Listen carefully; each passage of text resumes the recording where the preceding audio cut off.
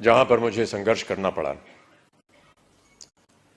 कई बार हताश होकर के मैं पूज्य बाबूजी से, जब वो जीवित थे, तो उनके सामने जाकर के कहता था कि बाबूजी जीवन में संघर्ष बड़ा है।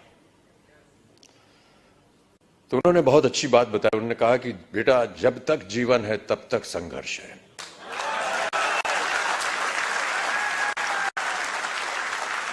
और आप भी मान लीजिए कि आपके जीवन में प्रतिदिन, प्रतिक्षण ये संघर्ष रहेगा। और आप लोगों को वादा करना पड़ेगा कि ये संघर्ष में आप लगे हैं, आगे भी आगे आप संघर्ष करते जाएंगे, ताकि जो भी कार्य आप उठाएं उसमें वो संघर्ष जो है वो नजर आए।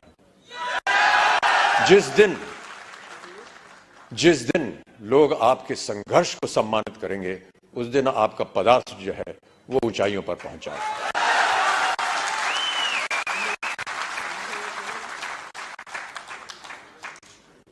माता पिता का सम्मान करना हमारी संस्कृति रही है भारत में, और हम सब हमेशा उनकी बातों को याद रखते हैं। कई बार बाबूजी से पूछता था कि मेहनत करने के लिए क्या करना चाहिए। उन्होंने कहा कि काम करना चाहिए और समय से काम करना चाहिए। एक संस्कृत का श्लोक उन्होंने मुझे बताया कि सूर्योदय चास्तमय चशाइनम जहाति लक्ष्मी रवि चक्रवर्तीनम।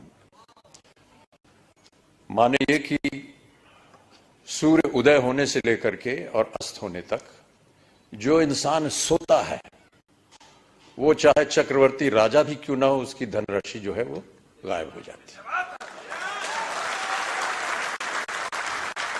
तो सूर्य उदय होने से पहले आपको उठना पड़ेगा और न्यूट्रीचार्ज को आगे बढ़ाना पड़ेगा।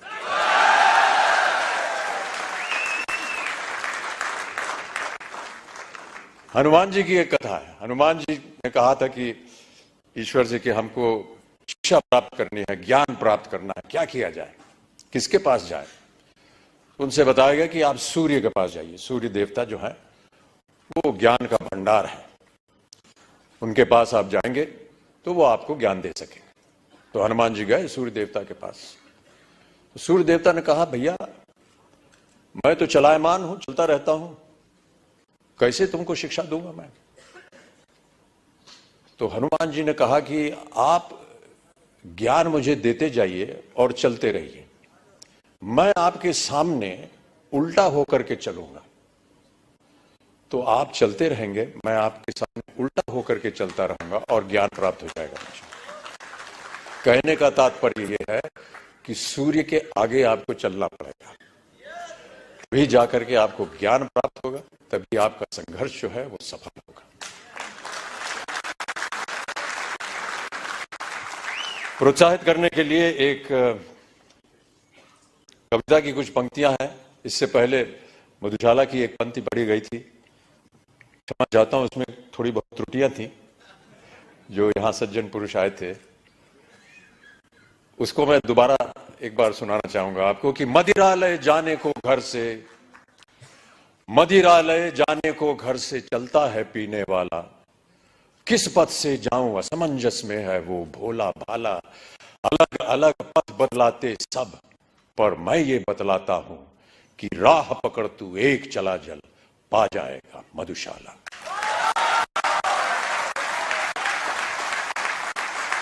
एक और बहुत सुंदर कविता है, उसके कुछ क्षण पढ़ देता हूं आपके लिए। यह है, लहरों से डरकर नौका पार नहीं होती और कोशिश करने वालों की कभी हार नहीं होती। नन्ही चींटी जब दाना लेकर चलती है, चढ़ती दीवारों पर 100 बार फिसलती है, मन का विश्वास रगों में साहस भरता है, चढ़कर गिरना गिरकर चढ़ना न अखरता है, आखिर उसकी मेहनत बेकार नहीं होती, कोशिश करने वालों की कभी हार नहीं होती।